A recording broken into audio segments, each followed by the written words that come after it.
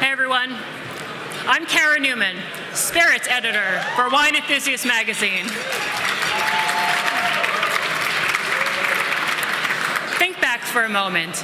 In 1996, there was no such thing as a craft distillery. But Tito Beverage, and yes, that really is his name, changed all that. By creating the first and oldest legal distillery in Texas, Tito's helped pave the way for the craft spirits revolution and opened the door for hundreds of micro distilleries. Tito's can now be spotted in stores and bars across the country. The brand is particularly remarkable for the fierce loyalty it inspires among consumers who identify with Tito and his story. Tito's Handmade Vodka is a corn-based vodka, so it's gluten-free. It's distilled 6 times. It's made in an old-fashioned pot still, which is kind of how they do the original single malt scotches and French cognacs. And I'd seen these microbreweries and boutique wineries, and I had this idea that the next thing would be a micro distillery. When I first started out trying to figure out how to make vodka, I went to the library, and this was pre-internet. And so there wasn't any internet to research anything, and I went to the library, and there was almost like there were no books, like there'd been a book burning during Prohibition, and there were no books on how to distill. Then I went down to the Institute of Texan Cultures down in San Antonio, and I was trying to figure out how to build a still. And so I went and got a bunch of pictures of Texas Rangers that were busting stills during Prohibition. And I just kind of looked at all the photos of the stills and got copies of them. And so my first still I just made, where it was kind of like right in the middle between all the moonshine stills that I saw.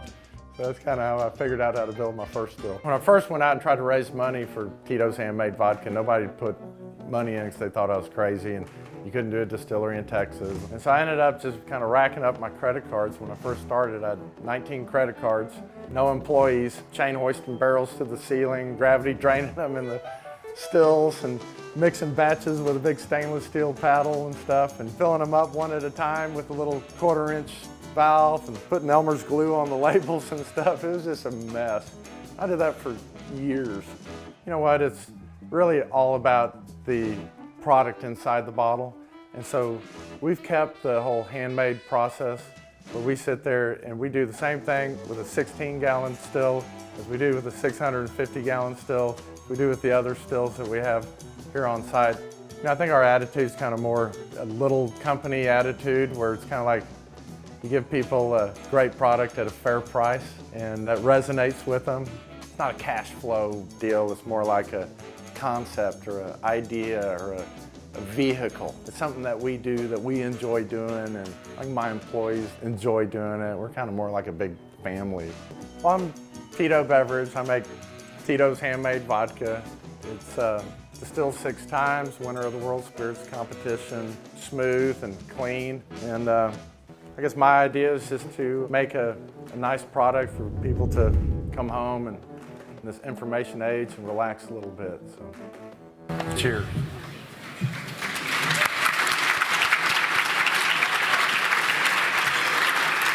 For its pioneering role in the spirits industry, the Wine Enthusiast Spirit of the Year Award goes to Tito's Handmade Vodka and its founder, Tito Beverage. Thank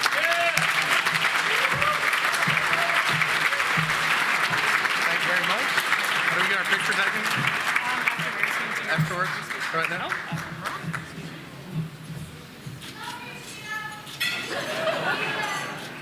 Love you back.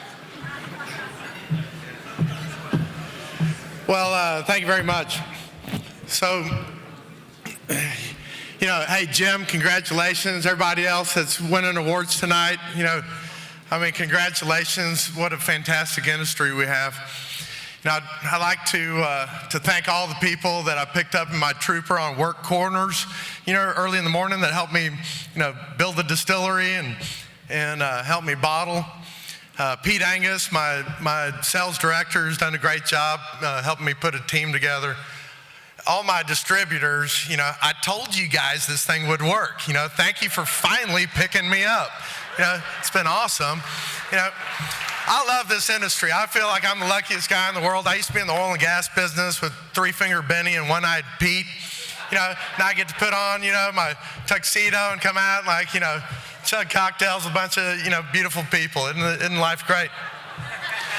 So listening to Jim, it just made me think, what's so funny is I started the craft spirits business unintentionally. I thought I was following these little distilleries in Kentucky that were making Booker's and Baker's and Knob Creek, and it ended up that was just Jim Beam bottled a different way. And so unbeknownst to me, I started it. Shows how much I knew.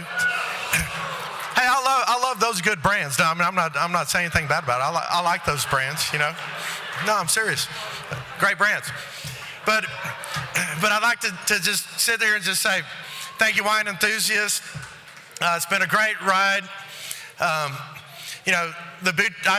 have the same vision as Jim did, when he saw the boutique, wineries and the plethora of great products that came out of the United States. And then what's funny is I saw the craft beer movement. And I thought the next stage is going to be craft spirits. So, I started my idea was bring back the pot still, which now there's, happy to say there's like 800 micro distilleries in the United States now. I've got a bunch of great people behind me, sales reps, Rich and Eric, and, my guys at the Still, Mark and Chris, and Beth and Nicole, and, the two Matts, and all these great guys. But most of all, my wife has been through more shit watching me bootstrap this business. My wife, Lori, is just the best chick in the whole world. I got into this thing trying to make $1,200 a month and meet some girls, and by golly, I met one. So this one's for you, baby. I love you.